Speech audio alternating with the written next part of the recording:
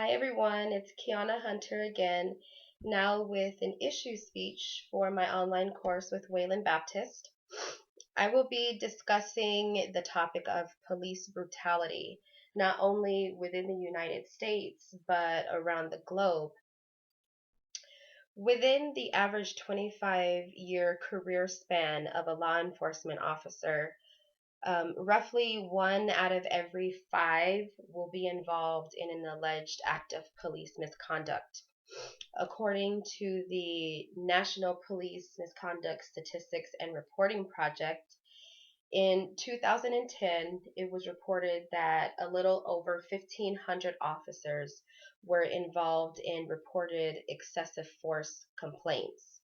So, to put that into perspective, of the 1,500, 57% were involved in cases of physical force, which includes fist or baton strikes, throws, chokeholds, or other physical attacks.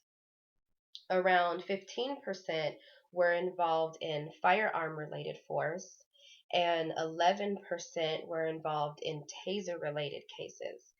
Um, what was really interesting though was to learn that only 2% actually use police dogs, and 0.4% use their vehicles as a weapon, and then another 2% use chemical weapons. So, since there are countless areas that could be covered within this one topic, I want to try to focus my attention on the history of police brutality and then just give a few little examples of incidents around the world and then close with what the future holds in regards to what steps need to be taken in order to decrease excessive police violence.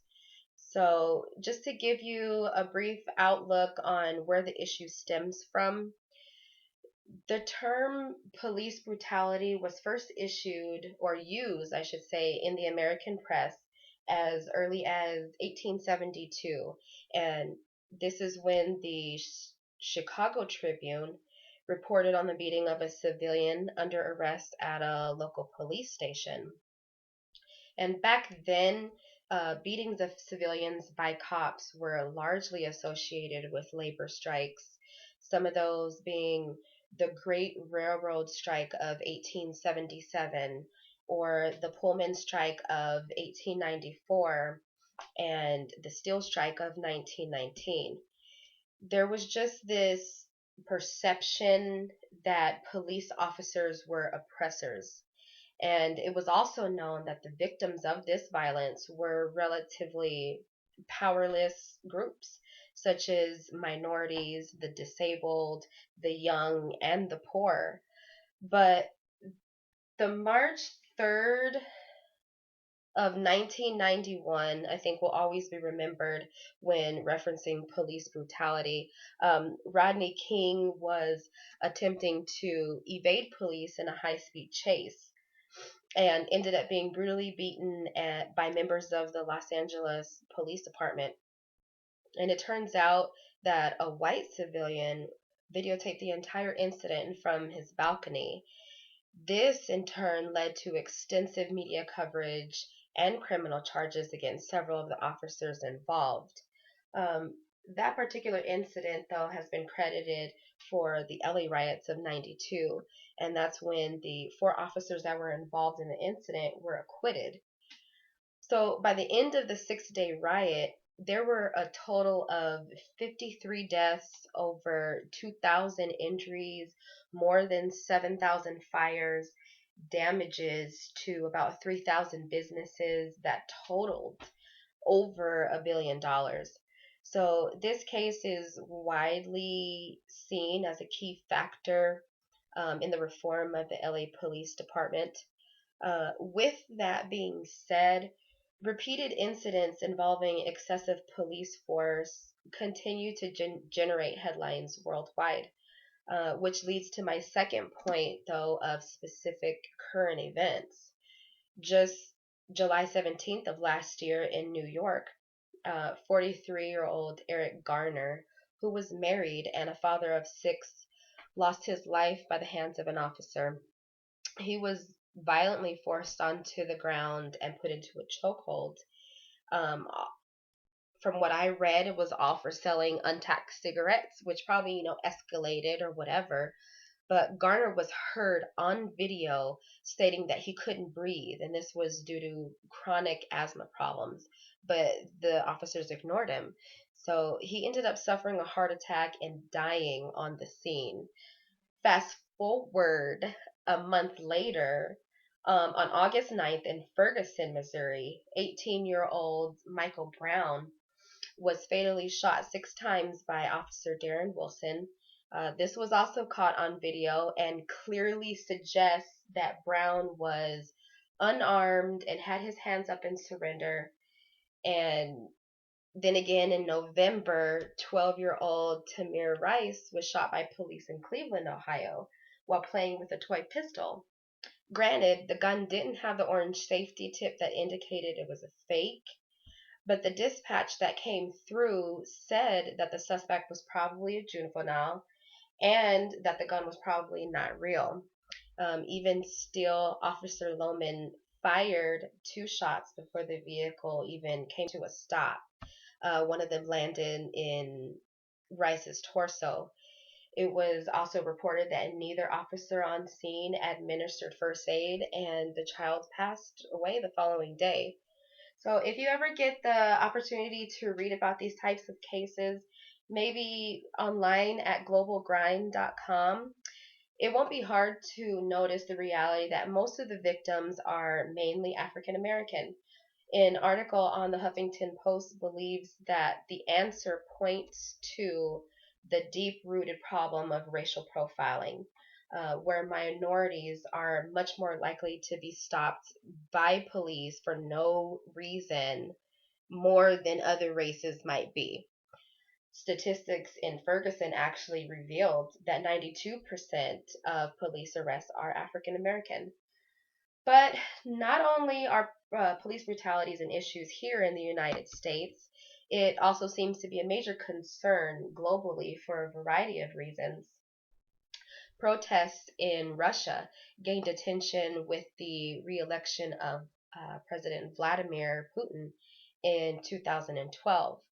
And then also the top research agency there described that 4 officers had tortured detainees under custody.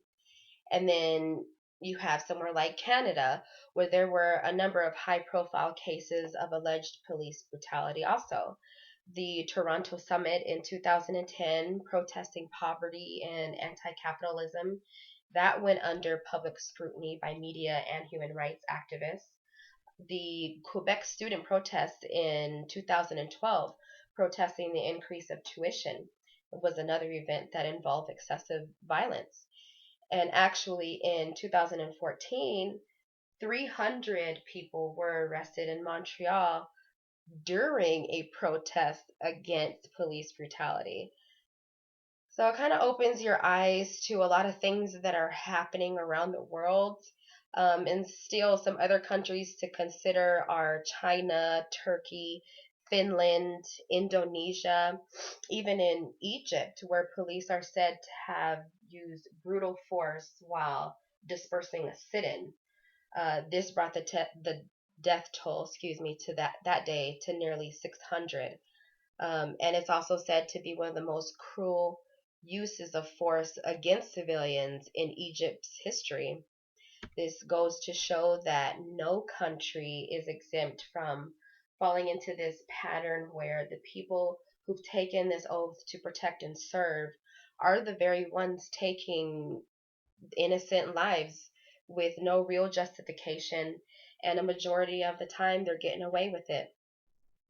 But incidents such as these should prompt police officials and politicians for another round of national reforms in order to better the police culture.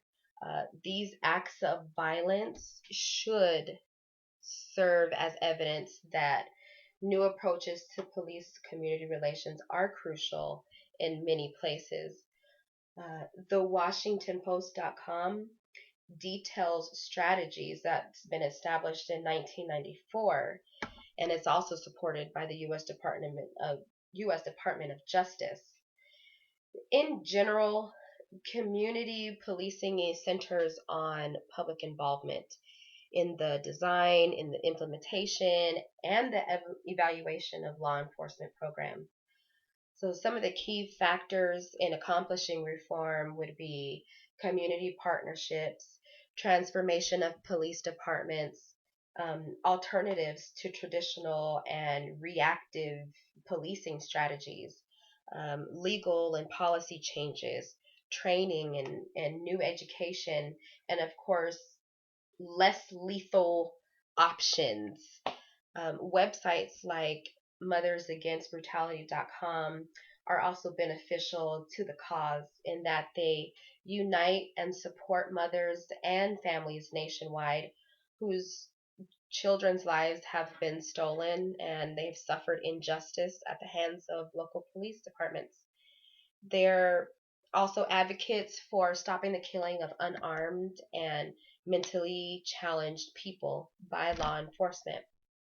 So overall, the end goal, I think, should be in changing police force guidelines, practices, and training. Officers of the law, they should just be held accountable either through investigations of misconduct, brutality, and homicide. So I believe that that would help at restoring the trust that police and the communities between police and the communities they are sworn to serve. So, to wrap up, I briefly gave a history of the beginning of police violence.